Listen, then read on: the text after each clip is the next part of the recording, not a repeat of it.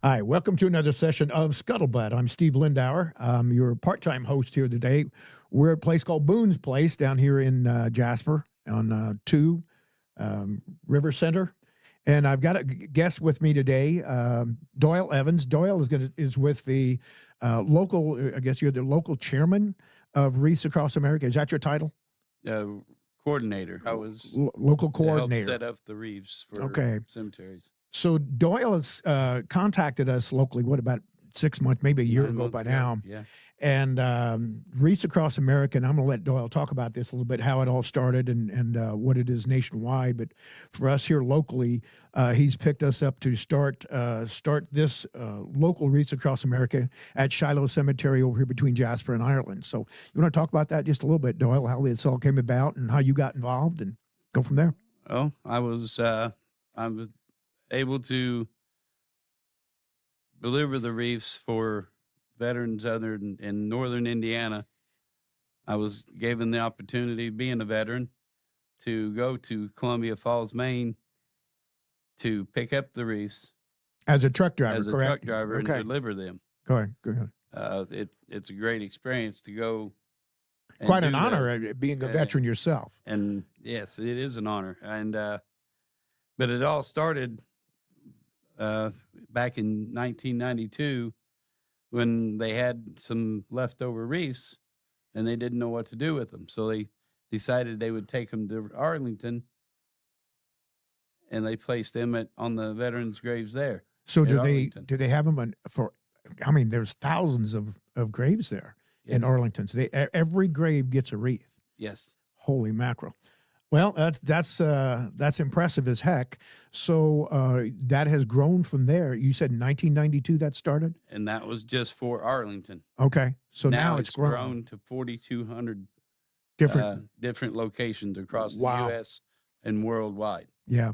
You know, I've had the privilege of working with Doyle now for the last few months on this, and I have an affiliation with Shiloh Cemetery over in Jasper in Ireland over there, and we've got what do we count? 82, and we think we might have a third one, 83rd one, if that's a term, that we have to add to the list. But that's coming up. We're having this this December 14th for your viewing audience out there. Mark it on your calendar. Saturday, December 14th, starts at 12 o'clock noon Eastern time over at Shiloh. And by the way, the GPS, if those of you don't know where Shiloh is or Shiloh Cemetery is, and I might make the distinction, there's a difference between Shiloh Cemetery and Shiloh Church. Outside of the name, there's no affiliation. But the GPS address, if you would to Google it or put it in GPS, is 4060 or 4060 Shiloh Road, Ireland, Indiana, or Jasper, Indiana, and that'll take you right up there to the old cemetery and the old church. And so we do have a program set up in there. Doyle and I have been working on that a little bit, so we got a program set up. I didn't realize this, but there's kind of a ceremony that's like a protocol set up that you've given me that kind of how the event goes, correct? Yes. Okay. So we're going to have an opening ceremony starting about 12 o'clock noon. There'll be a few speakers. You're going to speak a little bit, tell them kind of what you just talked about today and explain what it's all about and how it came about for Shiloh. Mm-hmm. And then we've got a young lady, a local young lady over there that's going to be singing for us. And then we've got the Civil Air Patrol kids are going to be doing our color guard. We've got some of the veterans groups going to be doing a rifle squad for us, followed by we've got a bugler, Congressman Mark Messmer is going to be doing the bugle. Got another gentleman's going to do the echo, and then we've got a kind of a unique thing. We're doing a second echo with Mr. John Smith. That sounds like a fake name. It's really not. It's really his name. But he does the bagpipes. So out there in that wooded setting, I think it's going to be pretty cool. Yeah, I believe it is too. Yeah. So maybe explain a little bit as to where all this goes and, you know, what you're looking for. And I think you're trying to grow this, right? We're trying to see if we can't get other volunteers and cemeteries to join us in placing these wreaths on veterans' graves at other cemeteries along with other programs. It's funny. It's just within the last 2 or 3 days since I've been talking about this in a few speaking engagements. In fact, one of them just this morning.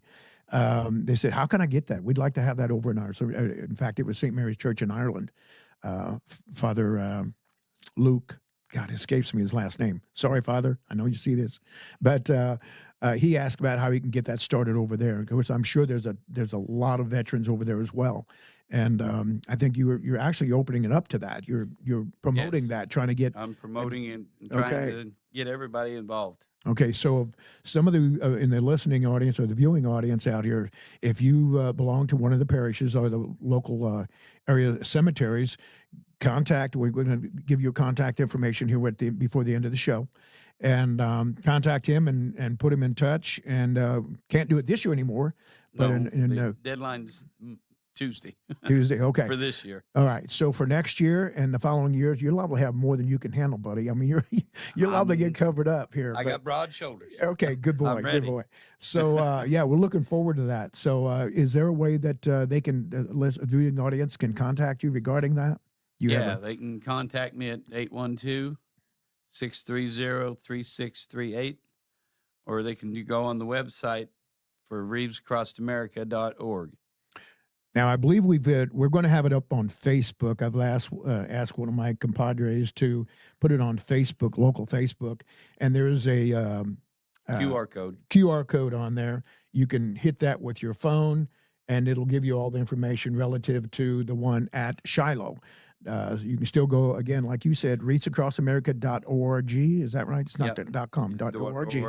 Okay, go to that, and it talks all about it. I didn't know about this organization a year ago, and they've got an excellent website, and they talk about, you want to learn a little bit about a history, or you want to know how you can get on there and contact to be part of this for future. There's a way to do that through that website. Yes, correct? there is. Okay, all right. You got kind of a personal connection here too over at Shiloh. I understand. Didn't you tell me there you've got some relatives? Is it your dad buried there? My father's buried at Shiloh. My grandpa's buried at Shiloh, and I got a great cousin that's buried at Shiloh. Okay. So you do have some relatives there. So yes. It becomes very personal for you, doesn't it? All right. Well, good. Anything else, as far as where you're wanting to expand out here outside the county, or right now you're going to kind of stick with around the Du Bois County, Jasper? I mean, all the towns around, right? Correct? Mainly Du Bois County, but we can expand further if we need to. Okay. So I know we Anybody's reach out to able to join. Yeah, volunteer. So we reach out to some of the other towns: Huntingburg, Ferdinand, Jasper, Du Bois. So for some of these that see this, or you think it might be a good thing, you've got relatives living in those communities, please spread the word and come on out there, join us.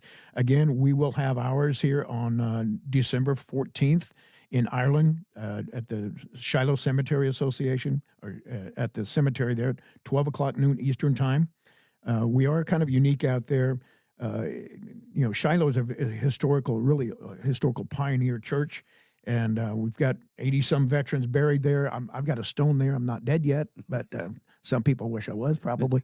But so just to be clear, there's veterans' graves out there that are veterans' headstones out there will not necessarily have a wreath put on it, like myself, but other ones will. So we've been in contact with our groundskeeper out there, Jerry Wells is over there. He's actually gone so far as gone ahead and placed little flags on the graves, something similar to what we do Memorial Day. And so he's already preset those. So we're going to have some, I guess, ideally, after the ceremony, right, we're going to have family members. If you've got a family member buried there, you can grab that wreath and you can place it on that grave. Now, yes, sir. You told me a while ago off camera that there's like there's a ceremony or a protocol, if you will. Don't you have to say the veteran's name and all? I mean, it's not real drawn out. But it's not real drawn out. The color guard will honor the colors, and then each veteran will have their name written as we place the wreath on their headstone. Okay.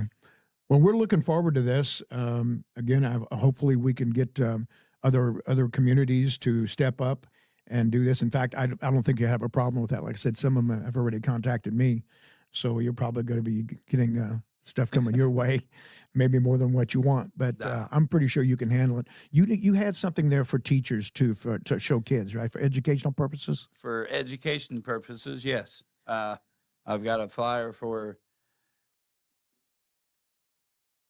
of what a veterans of Wreaths, the veterans Wreaths actually stand for, and how they're made. Each one, there's 10 steps to a wreath being made. The first one is belief, and then love, strength, honesty, humanity, ambitions, optimism, concern, pride, and then hopes and dreams is how they're made all around a wreath.